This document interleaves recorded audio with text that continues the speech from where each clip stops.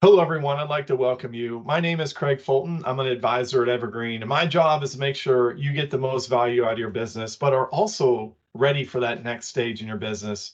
I'm excited to be joined by Adam and Daniel from the MSP finance team. Welcome, gentlemen. Hello. Thanks for having us. Yeah, and you guys are coming from the UK, right? Mm-hmm.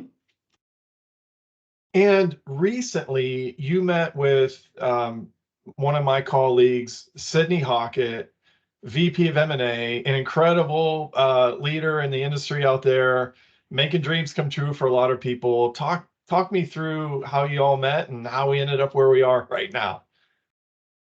Well, yeah, we've only actually met virtually. I got to see Sydney speak at a recent Kaseya event in London just before Christmas, and was just blown away with how well thought out the deck was. Just took everyone in the audience through a sort of M&A 101 and Right. just explained it really clearly. And this was off of the back of of Evergreen's first UK acquisition of the Final Step, a very well known, well respected, well established business here in the UK. So yeah, that kind of got Adam and I interested in Evergreen generally, what you were doing in the market, and we then followed up and we've actually recorded a really interesting podcast for our series. It's a numbers game with Sydney, so that will be available soon, or is already available, subject to when you release this this video. But yeah, we just felt there was a lot of common interest really between Adam and I's approach to the market, which is very much educational, elevating the financial maturity of the whole MSP space, and ultimately M&A is going to be part of that journey for any mature MSP. So felt it was a great opportunity to talk and collaborate. Yeah, thanks, Daniel. And Adam, I do want to ask you a question here in a second, but I want to highlight that because we're really excited. Evergreen in September 1, we acquired the Final Step in London. For those of you that may not know, Raja Pagadala, founder of that business since acquisition, has turned the leadership over to Luisa Marquez. I've known them personally for about 15 years met them at ConnectWise user groups, but really excited to for Evergreen to be in the UK. And yeah, Sydney and Isabel are going to be at all the shows there and spreading the word and educating on what makes Evergreen different and who we are and why we think it's important to get the word out so that everyone knows what their options are in that next step. So Adam, if you could tell me, what it is that you do at MSP Finance. Yeah. Sure. So we do a number of things. And so as an overall kind of summary, I suppose it's really focused on ultimately helping MSP owners get the financial reward they deserve. Now, that can be done through lots of different methods. And I guess the angle that we approach this on is looking at the sales and marketing piece and saying, do you know what, there's kind of enough thought leaders out there helping on this. Then there's the service side, and I guess we think, well, actually, do you know what, that's probably quite adequately covered as well. Where there's a gaping hole really in our view is the financial piece. So the CFO, the leadership, all the way through down to the quality of the data, the quality of the bookkeeping. So that's kind of where we come at this. So we're looking at helping the market overall in terms of helping MSP owners get to where they want to get to, make the sort of money they want to get to, have the sort of lifestyle they want. And we're doing it through that financial education piece. So mentoring right at the top, strategic, how to grow the business, how to look to exit. And then the next layer down would be the finance director as a service or fractional FD, through to management accountant, through to bookkeeper. And in fact, we even help some small MSPs just providing a kind of tutor service with with their existing bookkeepers who they hire internally. So we kind of like to cover that whole function all the way up to the strategic growth component. That's great to hear. And I think it's a critical time for what you all are doing. There's a lot of events out there, right? We see a lot of industry events, and you're starting to see a lot of the vendors turn their attention to this kind of education. You can go to, like you were saying, you saw Sydney present at a Kaseya M&A symposium. ConnectWise has this M&A Nation. All of these vendors, I think even Enable, Empower's got some M&A stuff. Everybody's starting to turn their attention to this because for me, having grown up in this industry, you saw a lot of attention on, hey, let's get the infrastructure out there, right? Then it was, oh, let's do business transformation into managed services. No one was really ever talking about preparing their business for what's next, right? There wasn't that. And like we were having discussions when I went through and got my business management degree from the university. I remember one of the first courses they said, hey, as an entrepreneur, when you're starting a business, you got to be thinking about exit. And I thought, thinking about exit, I'm thinking about tomorrow and like growing. Um, and I just shelved that a long time ago. But now I'm like, yeah, that was actually probably really important. So I love what you're doing. And I just want to dive into that a little bit, specifically in the UK, because I know in the US, it's pretty flooded. It's a busy area. There's a lot of people thinking about selling. I think the statistic says there's like 60,000 MSPs in North America alone, 16,000 in the UK, about 4,000 in Australia, New Zealand. Where do you think things are at in the UK? I'd love to get your take on that. Either one of you. Well, I think the UK generally is normally a little bit behind the US market. Okay. No offence or to extend credit where it isn't due, but naturally, I think the UK is behind, and as we've seen in the US, M&A has become much more prevalent. And I would say over the last few years, it's become moved really from being a taboo topic in a lot of ways through to being the stated goal and ambition for a lot of MSP owners.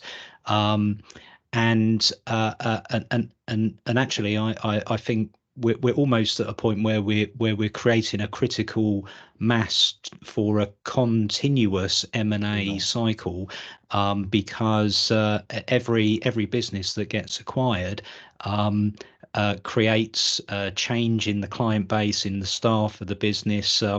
Everyone that gets acquired probably creates 2 or 3 new ones that spin out because either there's a disruption from a client or a staff member, and so those acquisitions, perhaps 5 years ago, they're actually now creating businesses that are close to being exit ready, for those that are on a fast trajectory. So yeah, it feels very much to me like we've been sparking for the last 5 to 10 years in the UK, and we're now kind of there, that we're producing targets that are ready for exit, and there's a lot more education about how you actually go out and buy as well. So the whole market, I think, is elevating. Yeah, I'd say in the US, having, specifically talking about the IT Nation events, that's where I got a lot of my knowledge from and insight, and watching, say around 2015, 16, you started to see M&A really start to do something. It was one MSP buying another, or one MSP you're not thinking, but planning and executing on, hey, I'm going to be the platform MSP. I'm just going to acquire and roll them into the way we do things. And then you really started to see private equity kind of turn from the SaaS businesses that support this industry to, wait, we could acquire these MSPs and put them together. And then you saw the emergence of those like Evergreen, where it's like, no, we're a holding company. We're going to hold forever. We're not going to rebrand. Let's keep it decentralized. Adam, hearing that, like, what do you think? Like, where would you say on that spectrum there that the UK is, feeling that, not in a bad way, it's behind, but for Evergreen coming in, it did feel like, whoa, we're the first of this kind of option to show up here. Like, Yeah, what's your take? I did find that interesting, actually. I do find the Evergreen model fascinating. And it'd be interesting to see whether we see others like yourself springing up, in the UK and in Europe. And when you were just talking about that 2015, 2016 timeline, I would kind of agree with that, I think. And I do wonder in part whether there's something around the MSP demographic here. So if we kind of started our businesses in the early noughties, mid noughties, late 90s, we're kind of all heading into that 50 plus, maybe 60 plus age bracket now, and maybe that's also part of this kind of movement. Not sure, but maybe there's something going on there, that kind of natural 20-year sort of cycle. So and yeah, I mean, I'd agree with Dan in terms of what we're seeing. I think it's a pretty hot market. I think it's hard for buyers to, it's harder now for buyers than it used to be. But at the same time, obviously, they're still after the right type of company to acquire. And I think with the talk that's going on, and a lot of these events that you've already mentioned, I think older owners are now starting to, or the pebble's starting to drop slightly. They need to seriously think about this. They may be in their late 50s, early 60s. Okay, what do I need to sell this business? How can I get there? And I think all of this discussion is very helpful, actually, because I think it's a mature business model now, and it's just a natural cycle. And owners do need to be thinking about this. Yeah, and the great points. And yeah, I see it too. It's like, there's a generation here that's ready. And we do see that next generation, a little bit younger demographic, saying, you know what, I want to be a part of something bigger. They'll do it, but it definitely feels like it's more on the other end. So I'd like, there's a thought I've had about this too. Like, okay, let's say you have your MSP and you're not ready for that next step. I thought, how do you compete then with someone that has had their MSP acquired and now is bringing in talent? Like, I've seen talent come into this industry now that you've never seen before, right? Let's just rewind. I'll rewind all the way back to 2010. You had an industry with a lot of technical people that ended up with businesses and were learning how to run a business, and a lot were doing a great job of it. But now you see this talent, these MBA graduates, people with a lot of experience growing business, coming into our market, into MSPs, into IT service providers, and bringing a whole new level of thinking. Do you see this? Because a few years ago, when I had to write a speech for an event, I kind of called attention to, hey, this is what you're competing with now. You're competing with someone that was a CEO of a big company or a CFO. What is your guys' take on that? I think probably you have to put that against the maturity and the development of the market overall, and in particular the end user businesses that are the customers or clients of the MSPs. So there's a difference. It is different running a $1 million pound revenue MSP and a $10 million pound revenue MSP, and actually I think as is very common within the MSP space, certainly the community aware participants in the MSP market, that openness, collaboration, there's a lot to be learned from from both extremes, the uneducated hustler at the bottom end, and the MBA educated former CEO of a FTSE business at the other, and over the life cycle of the business, there's a natural transition. What got you to $1 million won't get you to 2, and what got you to 2 won't get you to 5, and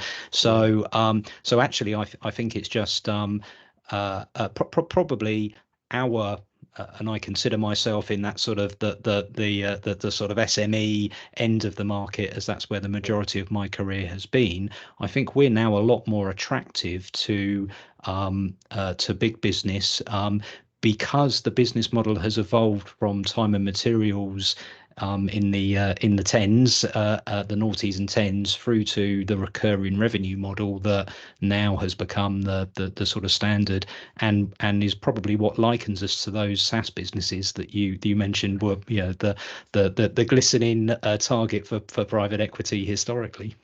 Yeah, I'd say, you know, managed services, cybersecurity services, and their ability to be high recurring revenue, high retention has made investors go, hey, wait a minute, there's something going on over there. Like, how did we ignore this for so long? And I was just going to say, actually, Craig, Yeah. with regards to that question, for me, it would be about the difference between entrepreneurship and someone with an MBA. Right. They're not necessarily the same person. And in fact, Yeah. the guy with the MBA may be very good at passing an MBA and may be very good at running a large company. Is he the same person that can get a startup off the ground with nothing?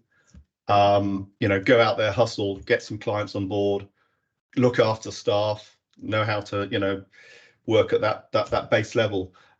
So I think it's a different model at that kind of 0 to 5 million, from the 5 million to 100 million. And the leadership you need and the people you need are probably a little bit different. So I would say, in reply to what you said, don't let anything stop you. You know, you don't need a qualification. You don't need, you know, a degree in business to do this. You just need the desire to want to go and do it, fundamentally, and a little bit of self-belief. Maybe beyond 10 million, 5 million, maybe at that point you hire in a professional CEO, you know, and it's a different model. But I think you're good for that first 5-10 million. I love it. All right, so let's